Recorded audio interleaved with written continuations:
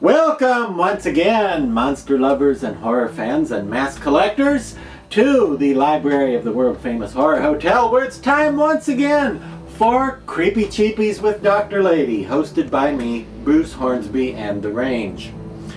Our mask today is, and this is a big one, this is a large one. Our mask today is this ghastly creation from the folks at the Horror Dome. That's D-O-M-E, Horror Dome. And the Horror Dome folks brought you this unhappy looking fellow called Male Apparition. Now that's not M-A-I-L like he's a postal carrier, like he works for the postal service and he delivers letters and packages. No, it's M-A-L-E, because he's a guy, you know. He knows his gender and he's not confused about it or anything, and he wants to make sure you know it too. He's a male apparition. Apparition being spelled A-P-P-A-R-I-T-I-O-N. Apparition. For when you want to look that up online, you want to spell apparition correctly. And if you don't know that word, apparition means a guy who eats lots of apples. No, it means ghost is what it means. So he is a ghost. Now, we'll zoom up on him here. Love the expression on this guy. Love the character. He's got this sort of old school classic gothic literature sort of vibe that makes him look like a sort of moaning, spooky ghost who would be roaming the halls of an old castle or a spooky old house. And oh, he says, how about this one? Yeah, he fits in perfectly here at my house. No doubt about that. Now, as you can probably tell, he's got hair a bit like Uncle Creepy, because he's got sort of a ring of hair around the back of his head, and then this sort of extra thatch in the middle on top that hangs to one side, much like Uncle Creepy.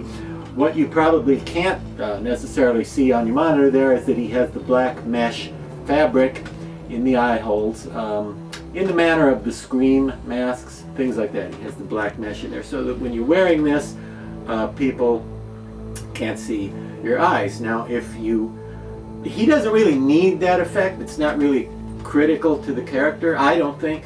So you could get away with cutting that, taking that out of there, and just having regular eye holes, and it's going to be fine. Or something really cool that a friend of mine did with one of these. He took the mesh fabric out, took the black stuff out, and put sections of a ping pong ball stuck in the eyes. Now obviously you can't wear it if you're going to do that, because ping pong balls are not visual friendly. They are opaque, you see.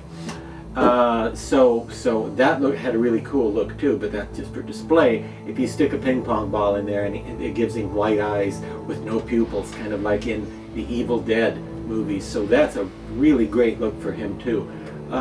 Which is better? I don't know. I really like the white eyeballs, I think, almost as much as I like this. So either one really is pretty great. Or I haven't seen one with them cut out, but I don't think it would make a lot of difference. Now, one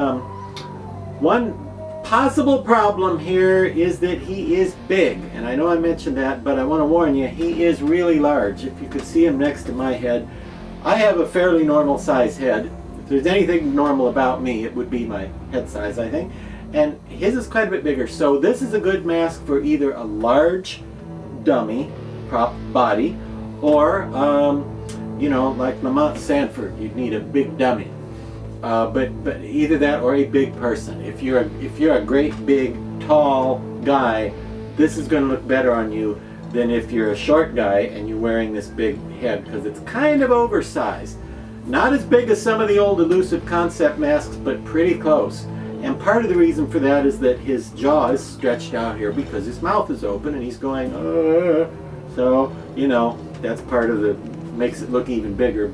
But on the positive side, it's easy to get this one on and off because it is so big. And, I don't know if you can see this, but inside there's even a chunk of foam on the top of the head to help it stay in place a little better. And depending on your head size, you may need to augment that chunk of foam with additional, pieces of foam or sponges or wadded up paper or something stuck in there to make it fit on either your head or the dummy head a little better. But getting back to the eye thing, I love it with the black mesh and the spooky empty eye sockets. I also love it with the white. I would also love it if you cut the eyes out and just let your eyes show. I think he's going to look pretty great any way you do him.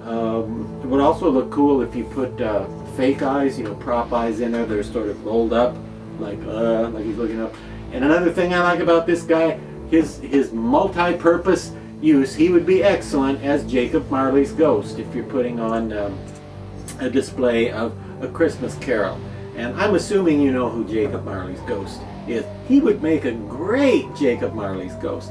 As far as costumes, I would put something similar to his colors, I think. I would want a suit and tie that looks like old, maybe ideally like Victorian era, but sort of spooked up, sort of torn and dirty and disheveled looking, so he looks nice and scary. Anyway, big thumbs up for the very cool Male Apparition from Horror Dome. I think he sells for around $85, is that right? And that sounds like a lot, but you get all this extra. Look at the size of this with the bib. You've got the hair, you've got the foam inside, the mesh in the eye. Yeah, so I'm saying it's worth it.